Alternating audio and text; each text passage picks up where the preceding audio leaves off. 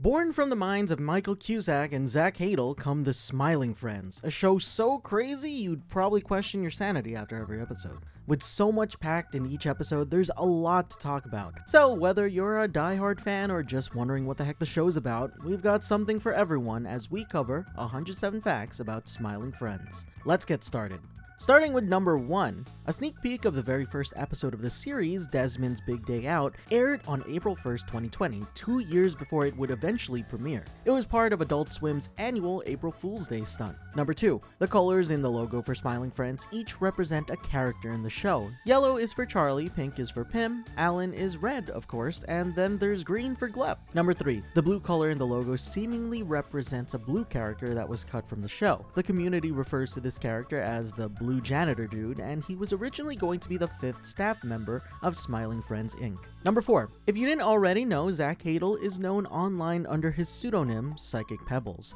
Smiling Friends has the Psychic Pebbles DNA written all over it, so check out his channel and old works if you haven't already. Number 5, Zach Hadel himself voices a slew of characters such as good old Charlie, Glep, Jason, Satan, and so many more. Number 6, Michael Cusack also carries his weight in voiced characters as he voices Pim, Alan, several of Pim's family members, the Bliblies, Mr. Frog, and way more. Number 7, Comic Sans was actually going to be used in the credits sequence for the show, but the team couldn't acquire the rights to use it, instead opting in for something very similar. Number 8, Chris O'Neill, otherwise known as OniNG, one of Zach's closest collaborators, created the closing theme for Smiling Friends. Number 9, when creating the closing theme, Chris apparently pressed random keys on his keyboard which he thought fit the nature of Smiling Friends and thus kept it. Number 10, Finn Wolfhard makes a cameo appearance in the very first episode of the show, Desmond's Big Day Out. He plays the wall guy that Alan finds living within the walls of their workplace. Number 11, according to Zach Hadel and Michael Cusack, the Finn Wolfhard cameo scene was going to be cut because they didn't think it was funny, but the production team convinced them otherwise. Number 12, Desmond is voiced by Mike Stoklasa,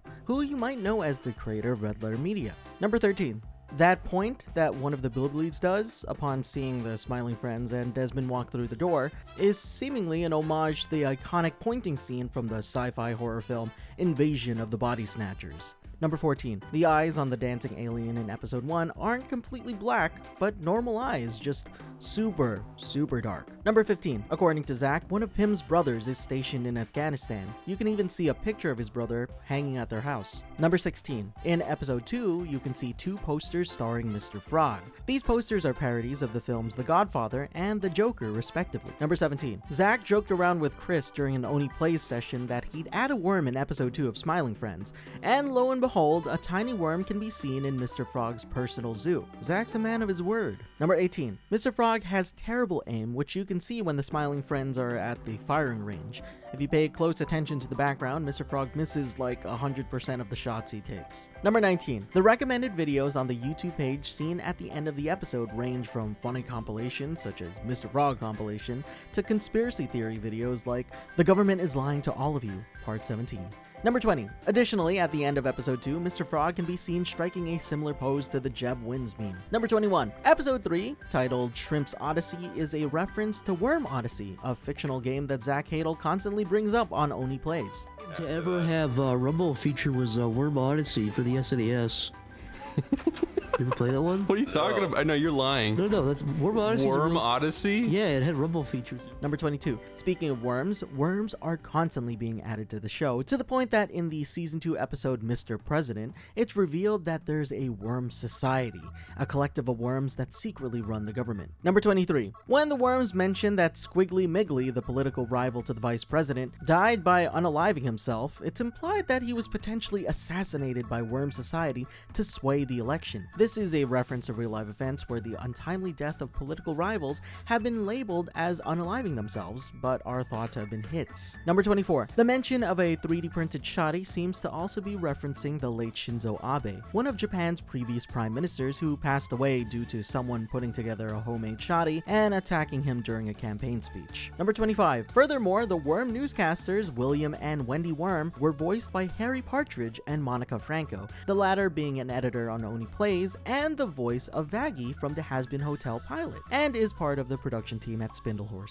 Number 26. Okay, getting back to season 1, David Firth, the creator of Salad Fingers, voices Shrimp. Number 27. The tune that Smormu dances to and sings is a version of the Arabian Riff. You know, like the Snake Charmer song. Number 28. Smormu is voiced by Chris O'Neill, who at this point needs no reintroduction. Number 29. The title for episode 5, A Silly Halloween Special, states that it's a Halloween special, which is likely because it was meant to air around Halloween before the show was delayed. Number 30. The Halloween costumes featured amongst the Smiling Friends are as follows. Pim is a cowboy, Zoe is a stripper mouse, the boss is Charlie Brown, Alan is Joaquin Phoenix's Joker, Glep and his girlfriend are Ronald and Nancy Reagan respectively. Number 31. The credit sequence for episode 5 uses orange text on a black background, which further themes the episode as a Halloween special. Number 32. Chris Chan was going to be the voice for Grease, but the team couldn't work it in due to budgetary constraints.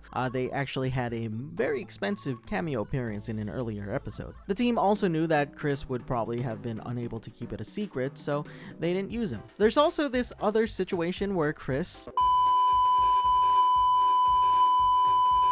But apparently this all happened before the news dropped. Number 33. In the beginning of the episode Enchanted Forest, if you watch the hyper-violent fighting game that Alan and Glep are playing, despite knocking out the other character, the winning character gives the other a flower. This is seemingly a reference to Mortal Kombat's Friendships feature, where despite completely annihilating a foe in a violent manner, the match ends with happiness and rainbows. Number 34.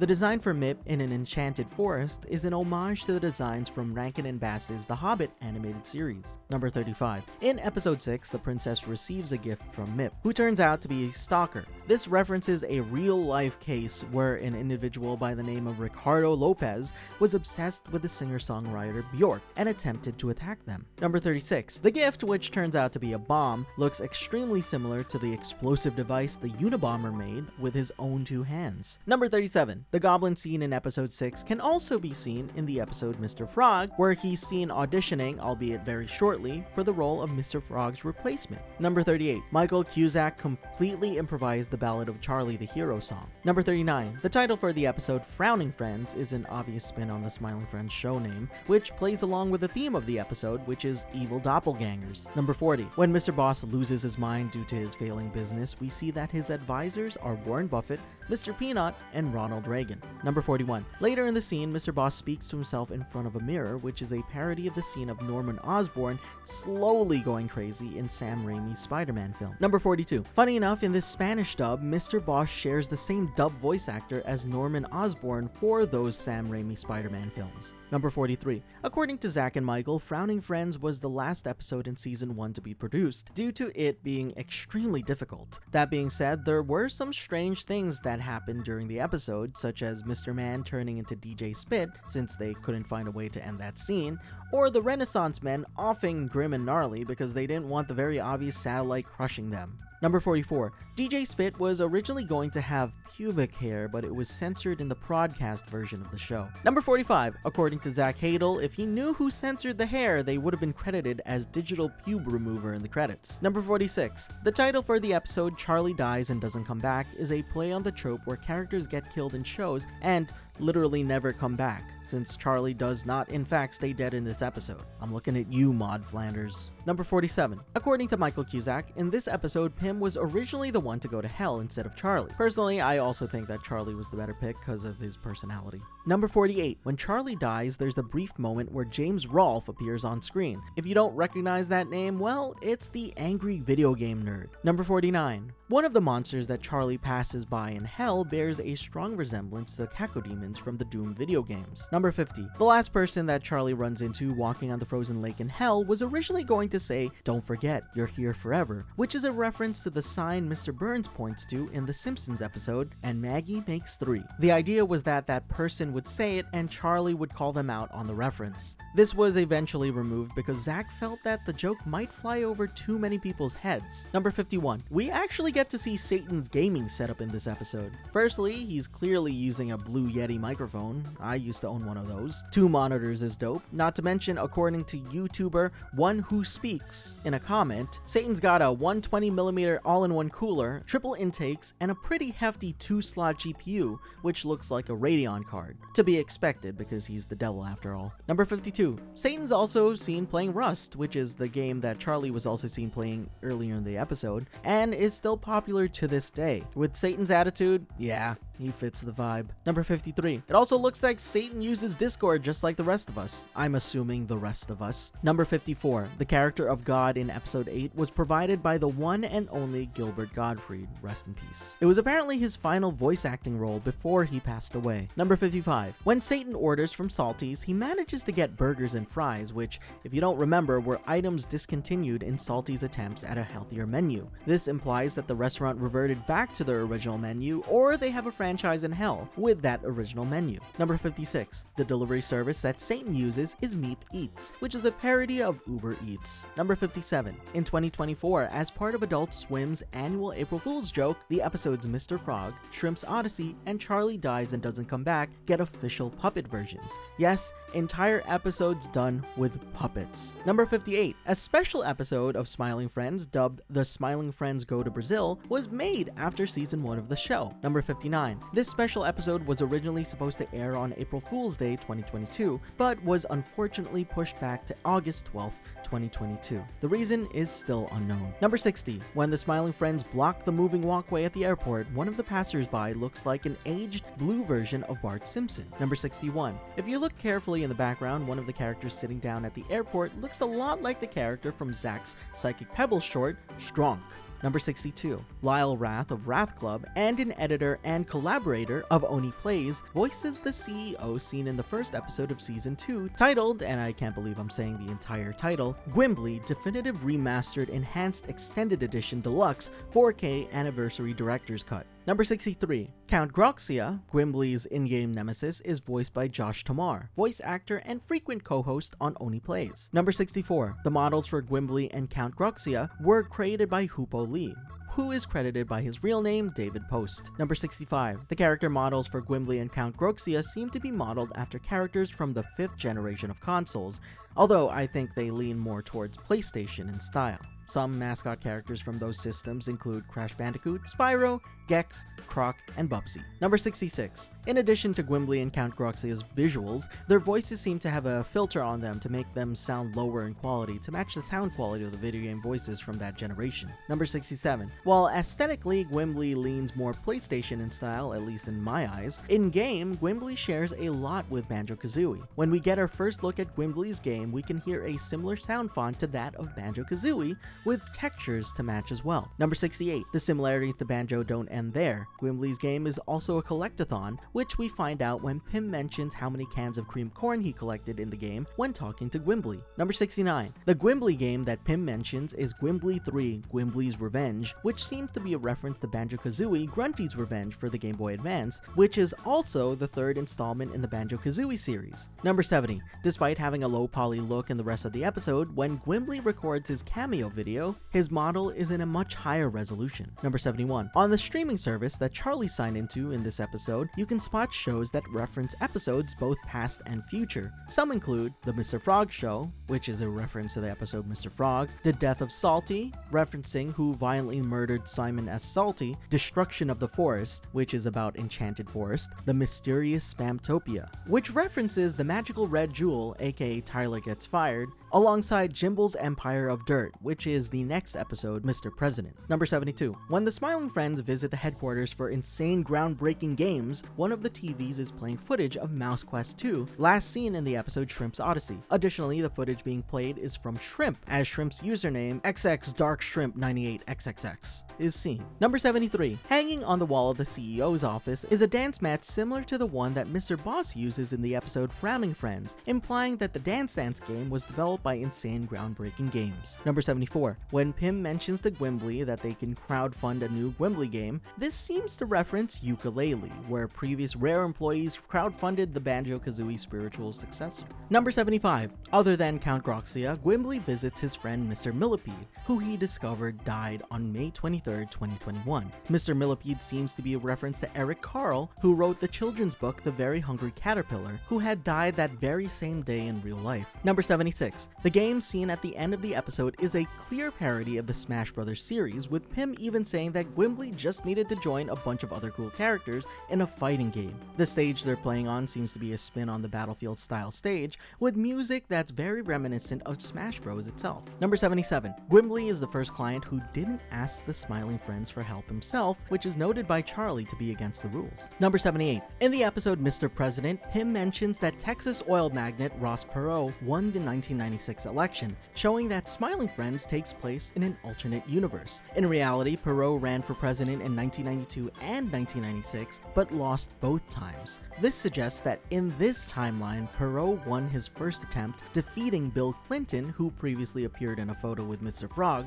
hinting Clinton might become president later, and defeating George H.W. Bush. Number 79. President Pinhead shares a strong resemblance to Patrick Star from SpongeBob, specifically his moment in the episode Survival of the Idiots, where he says, "Who you callin' Pinhead?" Can anyone confirm that this was intentionally a reference? Because I gotta know if it's actually referencing Patrick. Number 80. In Mr. Frog's campaign advertisement, he's seen blowing up a few people with a bomb, similar to how the Green Goblin in Sam Raimi's Spider-Man vaporizes the board members with a pumpkin bomb. Number 81. When Charlie shows Pim Mr. Frog's proposed economic policies on his phone, if you pause and take a good look at the headline, it reads Industrial Society and Its Future, which is another Unabomber reference since it's the title of his manifesto. Number 82. When President Jimbo crashes the economy, Charlie tells Pim to turn on the news, doesn't matter what channel. This is a direct reference to an Oni Plays clip where Zach tells Lyle to turn on the TV, it doesn't matter what channel. Number 83. The episode confirms that Glep resides in Pennsylvania, as seen when the news intentionally doxed him. This information also seems to imply the rest of the Smiling Friends are also in Pennsylvania.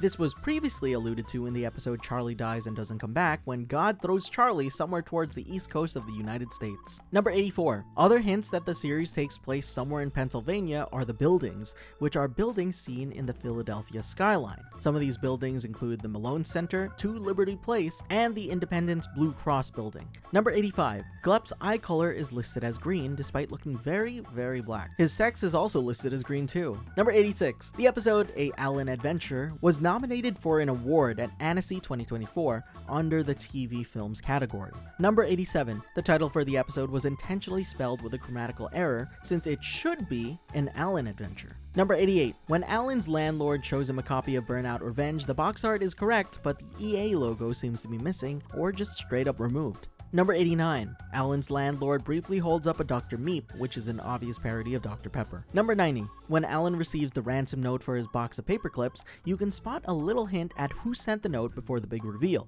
In the background of the note at the bottom, you can see a hand-drawn version of the Burnout Revenge box art. There's also 3 cool S signs and some lovely art in the background as well, but Burnout Revenge is the most important one. Number 91. Because they used Burnout Revenge footage in the episode, EA is credited at the end, having given permission to the team to use footage. Number 92. Also credited is Radio TV. They're responsible for animating the Skeleton Pirate and his crew. The studios also worked on stop-motion Smiling Friends bumpers for Adult Swim. Number 93. The sea monster seen in the episode was designed by Justin Noel, who also did work on Rick and Morty, The Owl House, the Casagrandes movie, and much more. Number 94. Moving on to the episode The Boss Finds Love, we get another cameo appearance in the scene of Daniel the Demon Slayer. He's played by Doug Walker, also known as the Nostalgia Critic. He also says his iconic line, "I remember it, so you don't have to," in his video on how to kill the Philia Diabolus. Number 95. The Daniel the Demon Slayer clip is peak YouTube. Not only does it have the standard YouTuber intro, it's even got a Dollar Shave Club ad read, which Charlie skips,